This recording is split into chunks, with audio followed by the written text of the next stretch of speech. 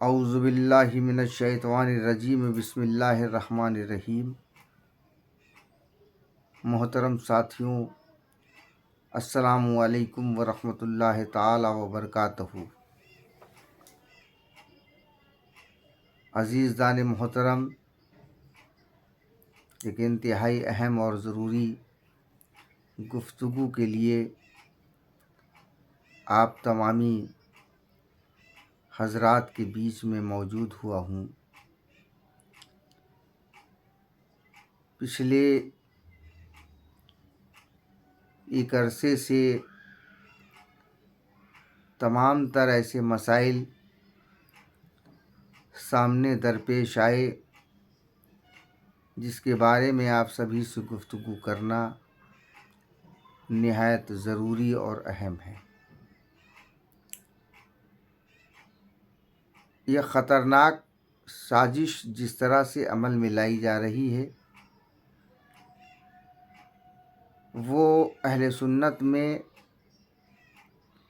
ایک اور فرقہ بنانے کی تیاری کی جا رہی ہے، بلکہ اگر صحیح معنوں میں یہ جانا جائے تو یہ بات نکل کر کے سامنے آئے گی کہ اہل سنت والجماعت کو شدید نقصان پہنچانے کی کوشش کی جا رہی ہے۔ تمام باتیں ہیں، اس سے پہلے میں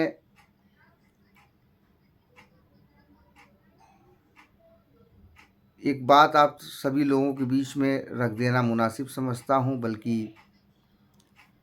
وہ بات ایک شعر کی شکل میں ہے۔ ہمارے شہر کانپور کے ایک شاعر نے سن 2016 میں ہمارے والد محترم کے چہلم شریف کے موقع پر یہ شعر کہا تھا، بلکہ یہ قطع کہا تھا، بند کہا تھا۔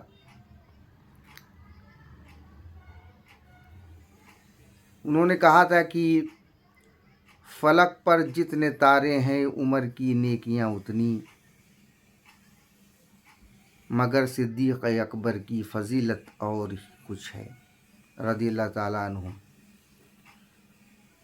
اور بہت سنتے ہیں حاتم طائی کے قصے، مگر لوگوں میرے عثمان کا رنگ سخاوت اور ہی کچھ ہے، رضی اللہ تعالیٰ عنہ۔ اور علی کے بازوؤں میں خون بن کر دوڑتی ہے جو، در خیبر سے پوچھو وہ شجاعت اور ہی کچھ ہے، رضی اللہ تعالیٰ عنہ۔ اسی ضمن میں جب آج میں اس بات پر کا خیال جب مجھے آیا تو ایک شعر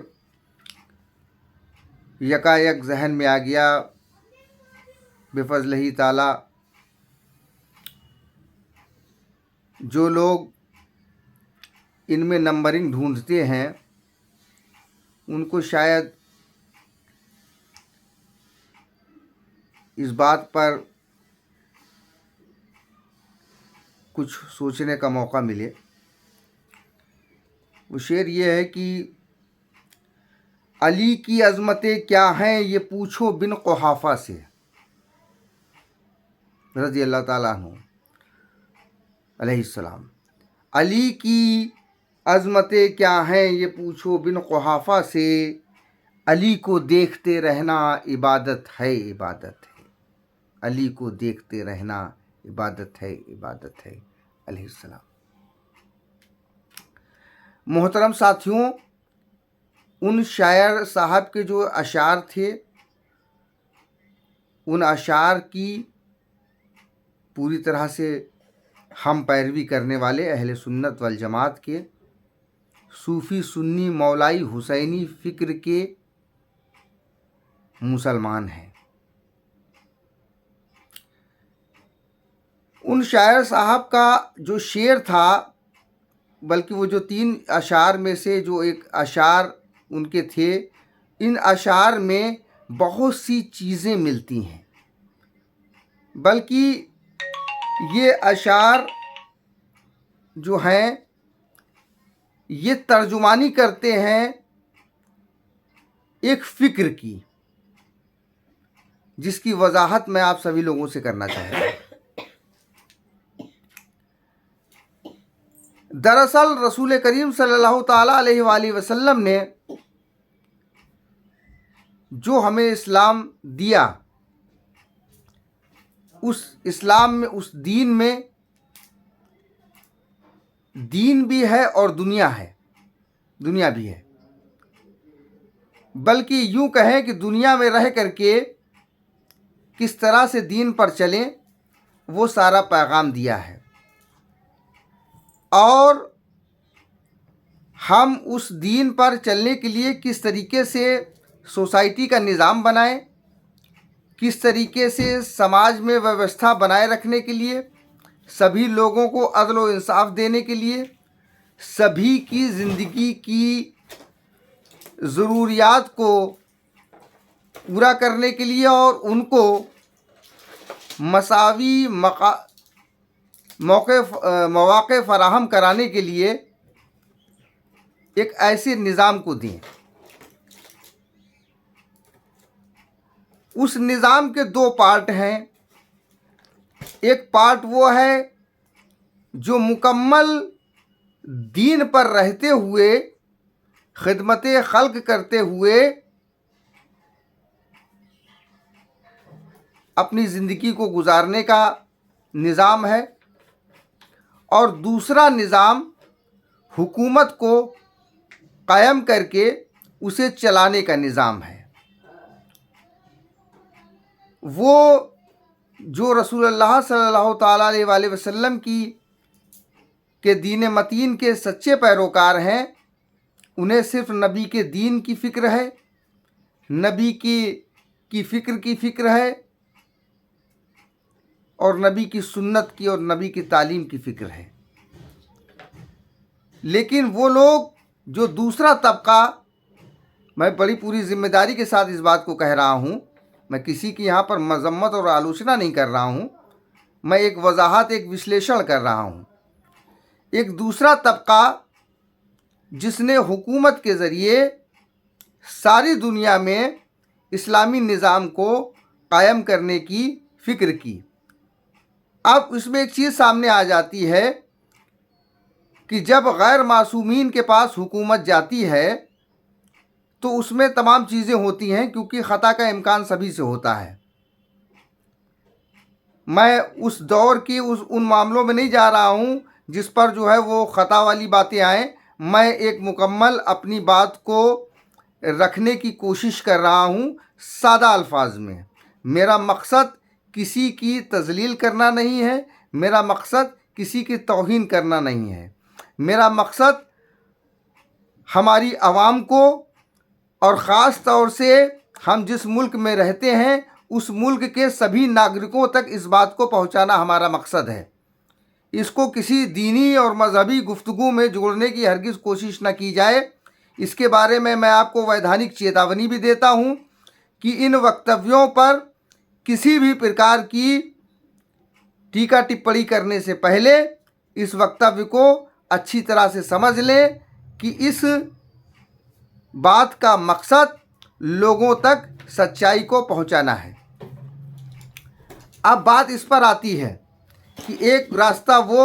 جو مکمل دین پر رہتے ہوئے، خدمت خلق کرتے ہوئے، اللہ کی رضا اور اس کے حبیب صلی اللہ تعالی وسلم کی رضا حاصل کرتے ہوئے اپنی زندگی کو مکمل کرنا ہے، اور دوسری فکر یہ ہے جو حکومت کو قائم کرنے والی فکر ہے۔ مذہب اسلام میں یہ دو فکر ہیں۔ اب یہ جو پہلی فکر ہے، اس پہلی فکر سے جو لوگ نکلے وہ لوگ آج تک حکومت اور حکومت کے معاملات سے دور رہ کر کے خلق خدا کی خدمت کو اپنا وتیرہ سمجھتے چلے آئے ہیں۔ نبی کریم صلی اللہ تعالی علیہ وسلم کی حدیث جس میں آپ نے فرمایا کل خلقت عیال اللہ، ساری مخلوق اللہ کا کنبہ ہے، اس حدیث پر عمل کرتے ہوئے چلتے چلے آئے، اور انہی عمل پیرا بزرگوں میں جو تمام असहाब सुफ़ा हैं, तमाम आइम्मा अहले बैत हैं, हमारे तमाम बुज़ुर्गान दीन हैं, हमारे तमाम सलासिल के अकाबरीन बुज़ुर्ग हैं। ये सारे बुज़ुर्ग जो हज़रत मौला अली से लेकर के सैयदना सरकार वारिस अली शाह रहमतुल्लाह ताला अलैह तक अल्लाह की मखलूक की खिदमत को अल्लाह और रसूल को राज़ी करने का ज़रिया समझते हुए करते चले आए। दूसरा जो तबका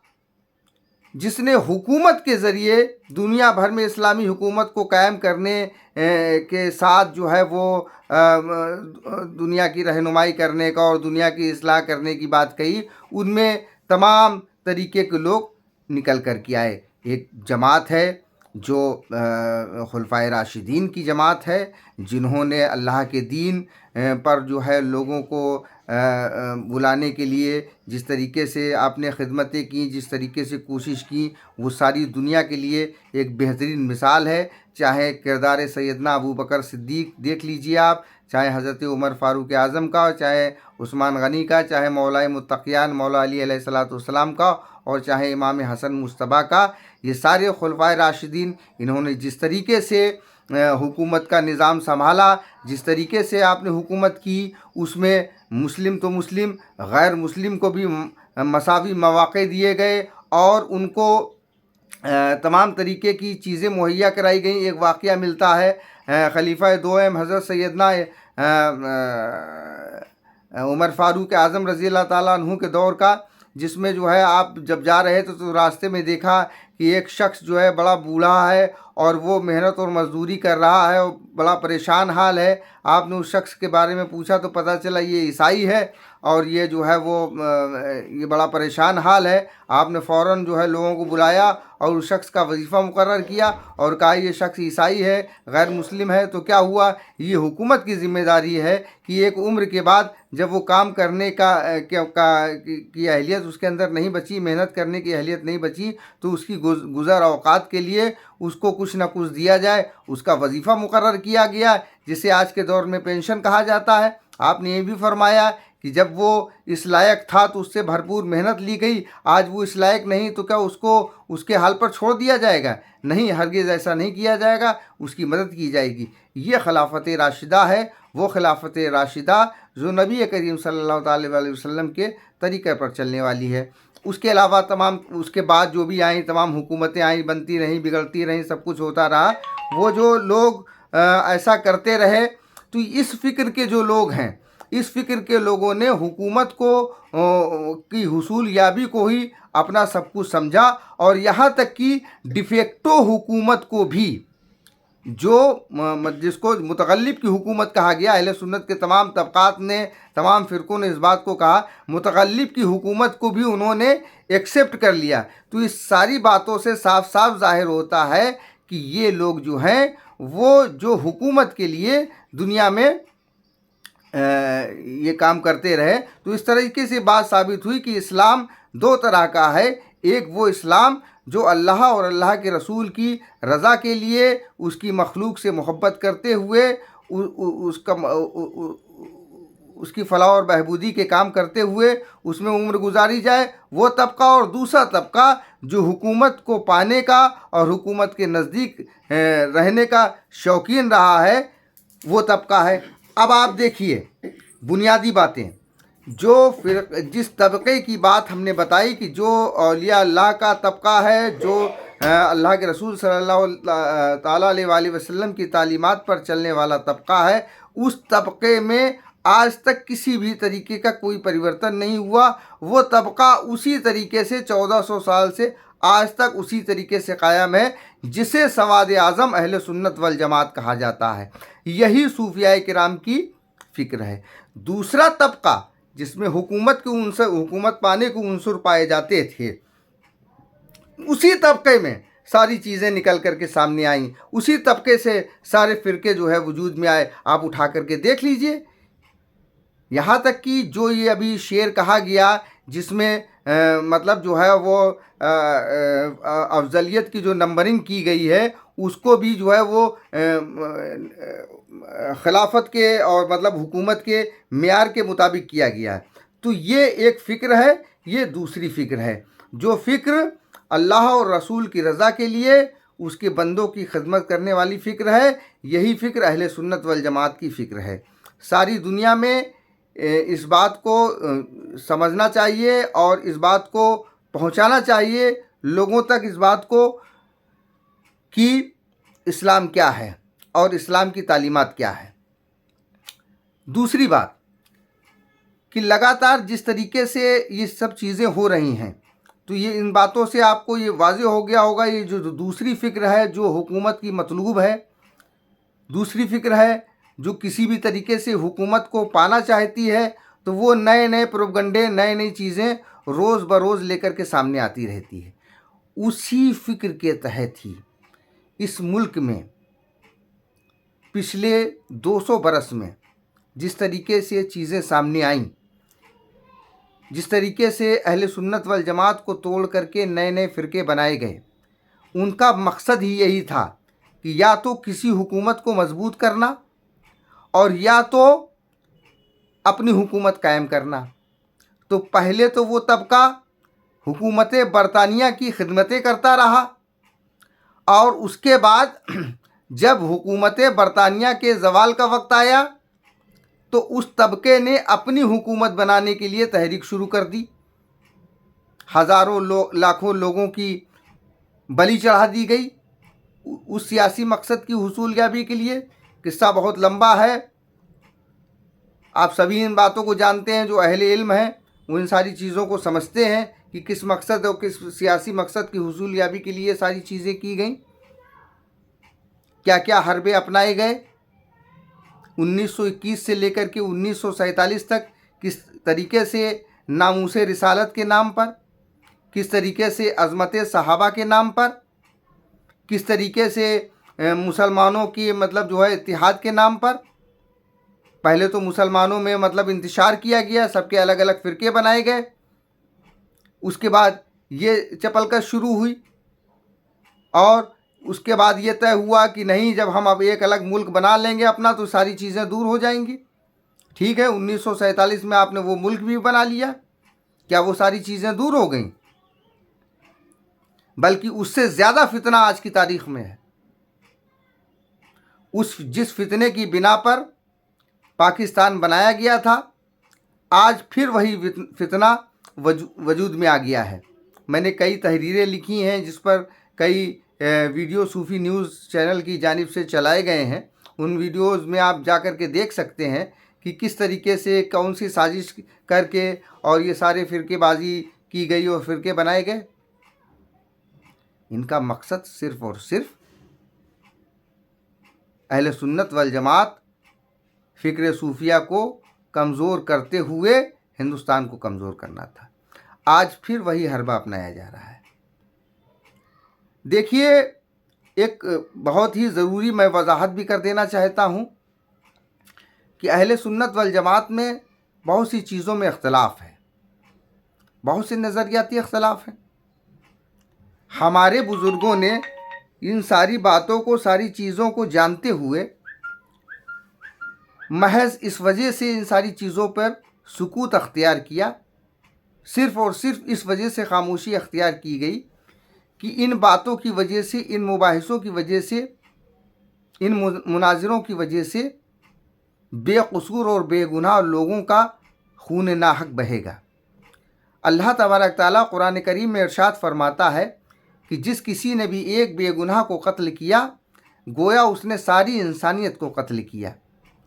تو جس طریقے سے یہ جب جذباتی معاملات آتے ہیں، تشدد ہوتا ہے، تو اس میں یہ تمیز نہیں رہتی ہے، یہ امتیاز باقی نہیں رہتا ہے کہ اس میں کون معصوم ہے، کون بے گناہ ہے اور کون خطاوار ہے۔ تو ایسی چیزوں سے بچنے کے لیے ہمارے بزرگوں نے ان موضوعات کو جس میں کسی کی کوئی چیز جڑی ہوئی ہے، جس میں کوئی فرقہ اس کو اپنی عظمت مانتا ہے تو کوئی فرقہ اس کو منافقت مانتا ہے، ان باتوں پر خاموشی اختیار کی، اور ان مسئلوں پر نہ تو تعریفیں کی کسی کی اور نہ تو کسی کی برائیاں کی، اپنا کام کرتے رہے، اپنے مولا علی علیہ الصلوۃ والسلام کی तारीफ़ें बयान करते रहे, हत्ता कि जब महफ़िलें हमारी शुरू हुईं, हमारी मजलिसें शुरू हुईं, तो हमारी मजलिसों और हमारी महफ़िलों का, हमारी महफ़िल सिमा की शुरुआत ही मन कुन तो मौला फ़हाज़ा अली मौला के कौल की कव्वालियाँ गा कर की हुई। देखिए, हमारा अक़ीदा वही है जो हमारे बुज़ुर्गों का अक़ीदा है। हमने सच्चाई से मुँह नहीं मोड़ा, लेकिन सिर्फ़ और सिर्फ़ खूनरेज़ी की, तशद्दुद की और फ़साद की बिना पर हमने अपनी ज़बानों को मुक़फ़्फ़ल किया हुआ है। सच्चाइयाँ बहुत सी हैं, बहुत से सच हैं जो दुनिया के सामने हैं। यजीद के पिता मुआविया की माता हिंदा ने जंग ओहद में हज़रत अमीर हमज़ा को वहशी के ज़रिए कत्ल कराया और हज़रत अमीर हमज़ा का पेट चाक करके उनके कलेजे को चबाया। उसके बाद फ़तह मक्का के दरमियान जब वो लोग अल्लाह के रसूल सल्लल्लाहु अलैहि वसल्लम के सामने हाज़िर हुए तो अल्लाह के रसूल सल्लल्लाहु अलैहि वसल्लम ने माफ़ फरमा दिया और कहा कि अब कभी मेरे सामने मत आना, तुम्हें देख करके मुझे मेरे चचा हमज़ा याद आते हैं। अब कौन क्या है, हम इसकी कोई बुराई नहीं कर रहे हैं, किसी की कोई तारीफ़ नहीं कर रहे हैं, लेकिन इस सच्चाई से भी मुनकिर नहीं हो सकते। जो सच है वो सच है। उम्मत में मज़ीद इख्तिलाफ ना हो, अहले सुन्नत वल जमात में तफरक़ेबाज़ी ना हो, लोगों बेगुनाह लोगों की जाने ना जाएं, इस बिना पर मौला इमाम हसन अलैहिस्सलातु वस्सलाम ने सुलह भी की। इसमें भी कोई दो राय नहीं।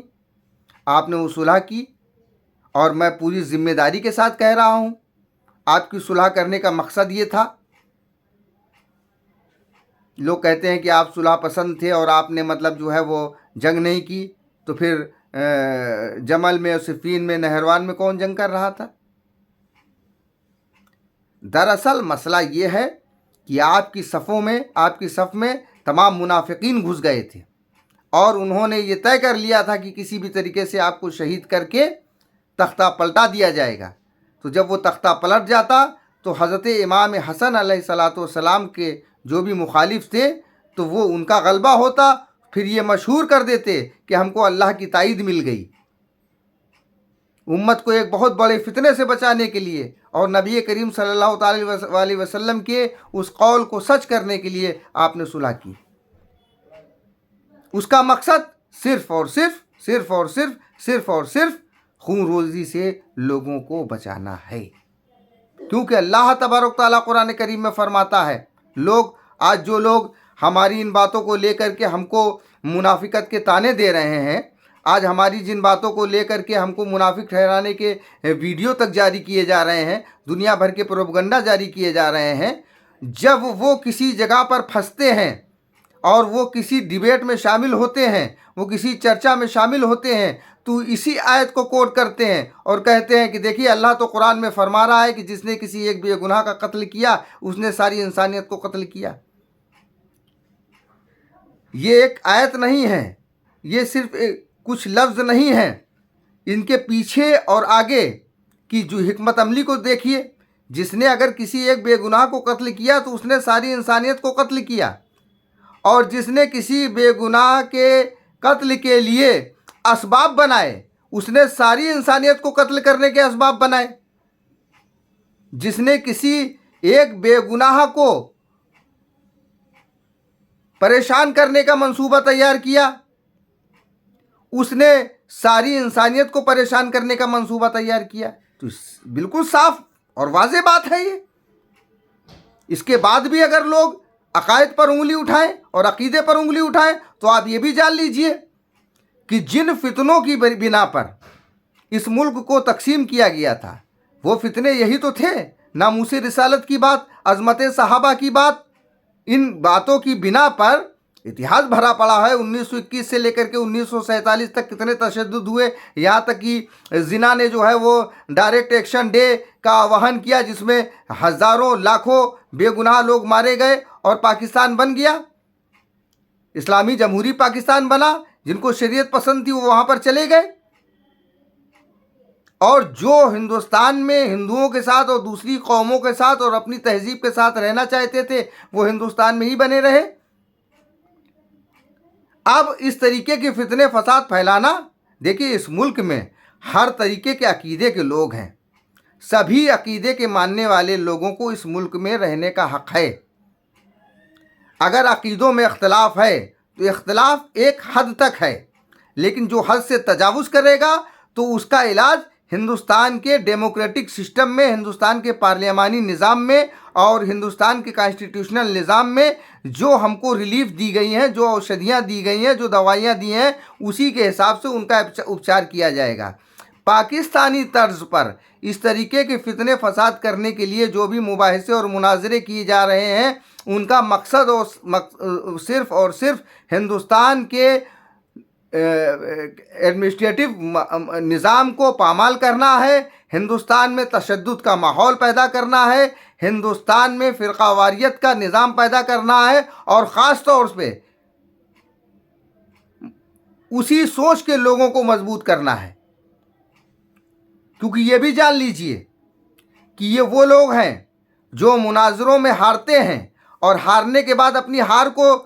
جیت بتاتے ہوئے دنیا بھر میں ڈھنڈورا پیٹتے ہیں۔ کتنے بھی مناظرے دیکھ لیجئے، اور مناظروں سے آج تک کیا 1400 برس ہو گئے اس امت میں مناظرہ ہوتے ہوتے۔ خلافت عباسیہ سے 1000 سے بھی زیادہ برس ہو گئے۔ خلافت عباسیہ سے یہ مناظرے جو شروع ہوئے تھے، آپ کو معلوم ہونا چاہیے، ایک بڑا دلچسپ واقعہ ہے کہ خلافت عباسیہ کا جو آخری خلیفہ تھا، جب جو ہے چنگیز خان کے لڑکے ہلاکو خان نے بغداد پر حملہ کیا، تو اس وقت جو ہے جو بغداد میں مناظرہ ہو رہا تھا، وہ مناظرہ کس بنا پر، کس وجہ سے ہو رہا تھا؟ وہ مناظرہ اس لیے ہو رہا تھا کہ مسواک کی لمبائی کتنی ہونی چاہیے۔ جو قوم آج تک مسواک کی لمبائی پر متفق ہو کر کے آج تک فیصلہ نہیں کر پائی، وہ عظمت مولا علی علیہ السلام پر کیا فیصلہ کر پائے گی؟ لہٰذا ایسے لوگوں سے بحث کرنا، وہ لوگ، ابھی ایک مثال اور دینا چاہتا ہوں، اسی بات میں جوڑ دینا چاہتا ہوں۔ یہ ملک بنا اس لیے بنا کہ اس ملک میں ہم سارے مذاہب کے لوگوں کے ساتھ رہ کر کے اپنے اپنے عقیدے پر رہتے ہوئے، اپنی اپنی وچار دھارا پر چلتے ہوئے اپنی زندگیوں کو گزاریں۔ اس کے بعد ایک کانسٹیٹیوشن لاگو ہوا، ایک سمویدھان لاگو ہوا، یہ طے ہوا کہ ہم سارے لوگ اس سمویدھان کو مانیں گے۔ آج اتر پردیش کے اعظم گڑھ ضلع کے مبارک پور میں ایک مدرسہ ہے جس کا نام ہے دارالعلوم اشرفیہ۔ اس مدرسے میں 2 لڑکوں کو، جو پشچم بنگال کے ایک بیر بھومکا اور ایک لڑکا مرشید آباد کا غالباً رہنے والا تھا، ان 2 لڑکوں کو محض اس بنا پر مدرسے سے نشکاشت کر دیا گیا کہ وہ کسی مسلک کے پرورتک سے اختلاف رکھتے تھے، مت بھید کی بنا پر یہ فیصلہ اٹھایا گیا اور ان کو بری طریقے سے ذلیل کیا گیا، اور یہاں تک کہ اس طریقے کی ہڑدنگی اور نعرے بازی کی گئی کہ شاید طالبان بھی ایسا نہیں کرتے ہوں گے۔ ایک ایسا ملک جس میں سمویدھان لاگو ہے، اس ملک میں اس طریقے کے کام کرنا، اور وہ ادارہ ایسا کام کر رہا ہے جو سرکاری گرانٹ لے رہا ہے۔ مستند ذرائع سے باتیں سامنے آئی ہیں کہ اس مدرسے میں بہت ساری سرکاری گرانٹیں دی جاتی ہیں، اس مدرسے میں سرکاری اسکیموں کے کافی پیسے خرچ کیے گئے ہیں، لوک نرمان وبھاگ سے اور گرامین ابھینترن وبھاگ سے اور ساری چیزوں سے۔ تو آپ حکومت سے مدد لے سکتے ہو، لیکن جو حکومت کا سمویدھان ہے اس کی خلاف ورزی کرو گے تو جس طریقے سے ہندوستان میں رہ کر کے ہندوستان کے قانون اور سمویدھان کو چیلنج کرنے کا کام اس مدرسے کی اس گتیودھی سے کیا گیا ہے، یہ قابل اعتراض ہے اور اس کی سخت ترین مذمت کی جانی چاہیے، اور حکومت کو اس ساری چیزوں کو نوٹس لیتے ہوئے اس پر کارروائی کرنی چاہیے۔ تو میں آپ کو بتا رہا تھا کہ مقصد یہی ہے کہ ایسے لوگ جو دیش کے سمویدھان اور قانون کو تار تار کرتے ہیں، ان کی دھجیاں اڑاتے ہیں، ایسے لوگ جو پاشوک پروتی کے لوگ ہیں، ایسے لوگ جو اپنے جلسوں میں، جو اپنے جلوسوں میں دوسرے فرقے کے لوگوں کو مارنے کی اور کاٹنے کی بات کرتے ہیں۔ میں یہ نہیں کہہ رہا کہ آپ کے عقائد کیا ہیں، آپ کے عقائد کیا نہیں ہیں، لیکن ہم جس ملک میں رہتے ہیں وہ ایک संविधान से चलने वाला मुल्क है, कानून से चलने वाला मुल्क है। आपके जलसों में नारेबाजी होती है कि इसको काट के फेंक दो, उसको काट करके फेंक दो, इसके ऊपर खौलता पानी डाल दो और उसके ऊपर तेज़ाब डाल दो, और जो बागी हो फलाने हजरत का। मतभेद की बिना पर, देखिए बहुत ज़रूरी बात है, इख्तलाफ की बिना पर किसी को गुस्ताख करार देना ये गैर अखलाकी और गैर कानूनी है, और ये एक प्रोपगंडा, एक साजिश है जो पाकिस्तान में अक्सर की जाती है। आप देखिए कि जिस तरीके से पाकिस्तान में गुस्ताखी के मामलात आए, उसमें आज ये बात साबित हो चुकी है। पाकिस्तान के हुक्मरान और पाकिस्तान की तमाम जो है जमातें इस बात को लेकर के, और ह्यूमन राइट पे काम करने वाली तंजीमें इस बात को जो कि सब मुसलमान हैं, ऐसा नहीं कि कोई गैर मुस्लिम हो, इस बात पर बड़ी चिंता व्यक्त कर चुकी हैं कि एक साजिश के तहत ये सारे प्रोपगंडे किए जा रहे हैं। लोग अपनी अपनी पर्सनल दुश्मनियां निभाने के लिए मजहब की आड़ लेकर के उसको गुस्ताखी का चश्मा और तौहीन का चश्मा पहनाते हुए लोगों को किस तरीके से परेशान करते हैं, ये सारे मामलात सामने आ रहे हैं। उसी तरीके से के मामलात हिंदुस्तान में भी सामने आ रहे हैं। लिहाजा हम सब लोगों को चाहिए कि इन सारी चीज़ों से बचें, और इन लोगों से इल्मी बहस करने की क्या ज़रूरत है। ये जो आपराधिक तत्व हैं, ये अपराधी हैं, इनसे इल्मी बहस नहीं, इन पर कानूनी कार्रवाई की ज़रूरत है। इल्मी बहस करके इनको आप आलिम साबित करना चाहते हैं, इनसे इल्मी गुफ्तगू करके आप ये दिखाना चाहते हैं कि ये भी हमारे मुकाबिल के हैं, ये भी हमारे बराबर के हैं, या आप किसी तरीके से उनको अहले सुन्नत साबित करना चाहते हैं, बल्कि ये खारिजी और नासबी फ़िक्र का टोला है जिसका अहले सुन्नत वल जमात से, सूफिया किराम की फ़िक्र से 5000 किलोमीटर तक कोई लेना देना नहीं है। ऐसे लोगों से मुनाज़रे और मुबाहिसे करने की बात करने वाले नाअहल लोग जानबूझ करके या अनजाने में ऐसे अनासिर को बढ़ाने का मौका दे रहे हैं जो इस मुल्क को तोड़ने वाले हैं, जिनके बुज़ुर्गों ने और जिनकी पुरानी तंजीमों ने इस मुल्क को तोड़ने का काम किया है। लिहाजा मेरी अहले सुन्नत वल जमात से मुअद्दिबाना अपील व गुजारिश है कि ऐसे जो भी अनासिर हैं उनसे आप ख़बरदार रहें और उनके एजेंडे से बाखबर रहें। अस्सलामु अलैकुम वरहमतुल्लाहि ताला व बरकातुहू।